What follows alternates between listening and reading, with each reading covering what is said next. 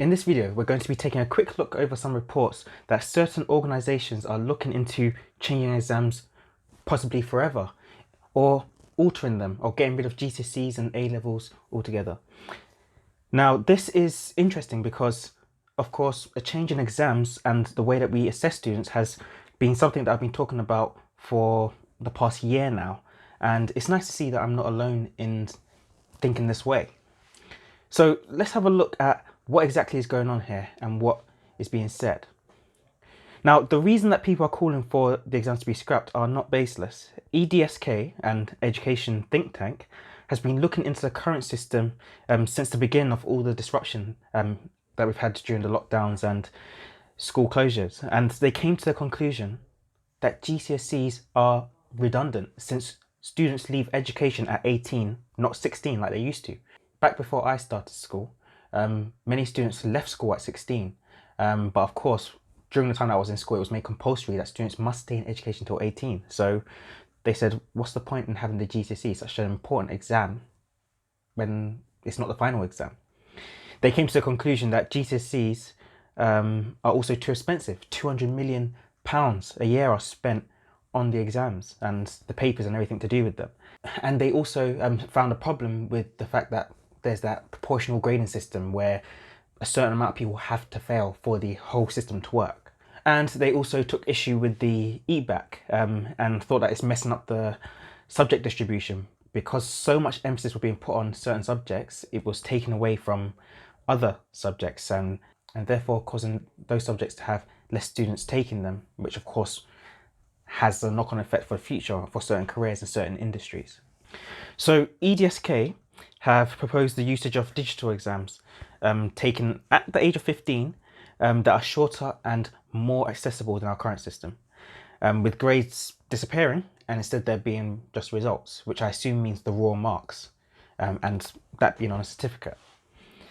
Now, this will have a vast effect on schools, especially ones that don't provide learning for students who are 11 to 19 at the moment, so ones that are middle schools or high schools or stop at 16. So there would be a whole lot of overhaul in how that works. And interestingly, EDSK only attacks the GCSEs, not the A levels. So I think it would be interesting to see what their opinion is on A levels and whether those should change as well, or whether this is just for the GCSEs, which sort of sit weirdly in the middle of your year 6 SATs and your A levels, or whatever you do post 16. Either way, this and a bunch of other factors has led to research into this being carried out by Pearson. Now, many of you are familiar with Pearson since they create some of the exams and also create a lot of the resources to support you with your exams. So yeah, they're a big name in this entire business of education.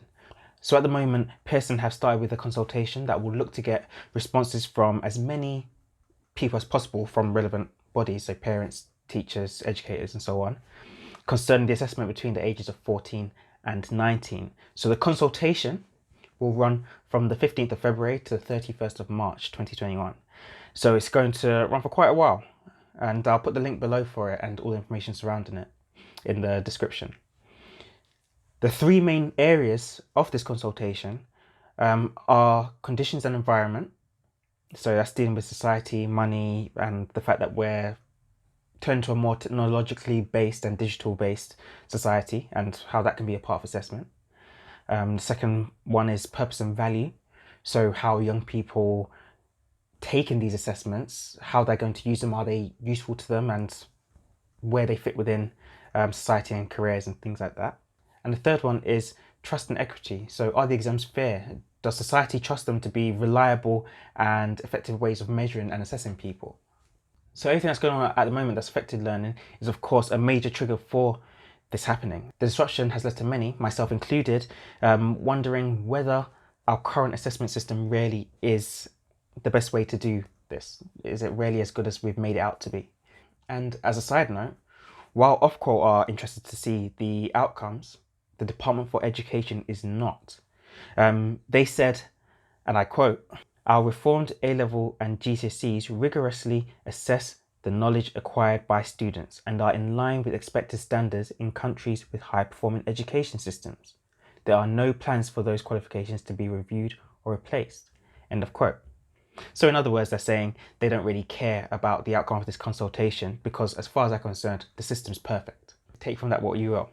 Now, Pearson's brought a whole lot of experts in on this panel, which are going to review the consultation and talk over this. And they've got a lot of experience behind them.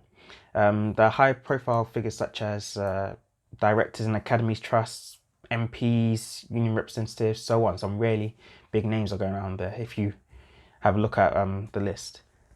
So I'm quite intrigued to see what the findings are and whether this does actually end up making the Department for Education take notice and maybe listen to any suggestions that are made.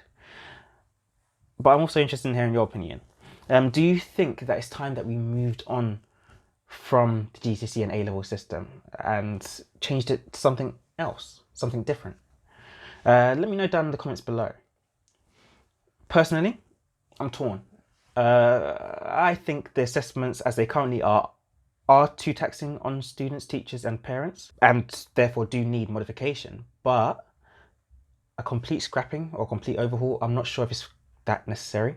And although there are certain things about the EDSK proposals and ideas that I think are advantageous, such as the removal of grades, for example, I don't think that grades are that useful anymore. I do think digital exams open a can of worms that it's not to be taken lightly, simply put.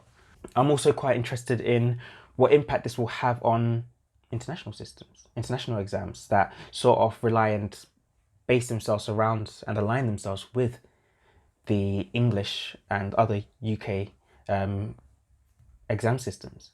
Either way, as we begin to hopefully return to normality, I'm really interested in what the future holds, what major changes we'll see in society and in education moving forward now that, this has happened. But yeah, I think that's enough from me today. I'm going to leave it at that. Be sure to check out some of the other videos that are appearing on the screen now if you haven't already. And of course, don't forget to like and subscribe so that you don't miss a single video from us. That's all for now. Make sure that you're staying safe and I'll see you in the next video. Until next time.